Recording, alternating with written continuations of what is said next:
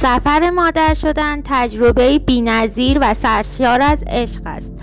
در این دوران تغذیه شما نه تنها ضامن سلامتی و انرژی خودتان است، بلکه مستقیم راه برای رساندن تمام مواد مغذی لازم به دلبندتان محسوب می شود.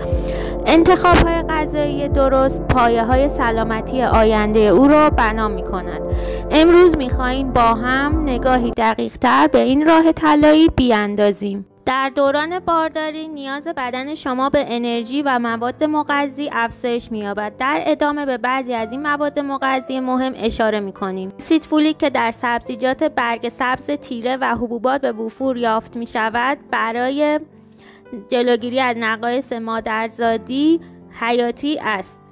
آهن که در منابع حیوانی و گیاهی وجود دارد به شما و نوزادتان کمک می کند تا از کمخونی در امان بمانید.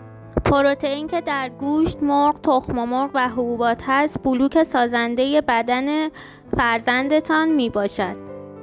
کلسیم برای رشد استخوان‌ها و دندان‌های نوزادتان ضروری است و منابع خوب آن لبنیات و برخی ماهی هاست. همچنین امگا 3 موجود در مواد غذایی مثل ماهی‌های چرب برای رشد مغز و سیستم عصبی جنین اهمیت ویژه‌ای دارد. حتما آب کافی بنوشید و از مصرف غذاهای خام یا نیمپز، لبنیات غیر پاستوریزه، ماهی‌ها با جیوه بالا و الکل خودداری کنید. از تولد نوزاد دوران شیردهی آغاز می شود، دورانی که تغذیه شما همچنان اهمیت بالایی دارد. در ادامه به بعضی از نکات تغذیه‌ای در دوران شیردهی می پردازیم.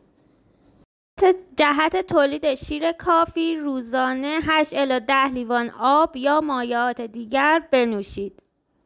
روزانه از منابع پروتئینی مثل گوشت، مرغ، ماهی، تخم مرغ، حبوبات به طور کافی استفاده کنید. استفاده از نان و غلات سبوسدار به طور روزانه مثل نانهای سبوسدار، مثل سنگک، جو 2 سر و برنج قهوه‌ای. استفاده از میوه‌ها و سبزیجات تازه جهت حفظ ویتامین‌ها و مواد معدنی بدنتان. استفاده از منابع کلسیم جهت حفظ استخوان‌های شما مثل گروه شیر و لبنیات، برخی از ماهی‌های چرب به طور روزانه. استفاده از چربی‌های سالم به طور روزانه مثل آووکادو، روغن زیتون، مغزدانه‌ها و ماهی‌های چرب مثل سالمون. در دوران شیردهی مواد غذایی هستند که باید با احتیاط مصرف شوند که در اسلایدهای بعد به اونها اشاره کردیم. استفاده از منابع کافئین دار مثل چای و قهوه که باعث بیقراری نوزاد میشه و باید با احتیاط در روز مصرف بشه. استفاده از الکل که تاثیر منفی روی رشد کودک داره چون از طریق شیر مادر به نوزاد منتقل میشه. و استفاده از ماهی با جیوه های بالا که جیوه اون از طریق شیر مادر به نوزاد انتقال پیدا میکنه و تاثیر منفی روی رشد و تکامل کودک داره مثل کوسه ماهی.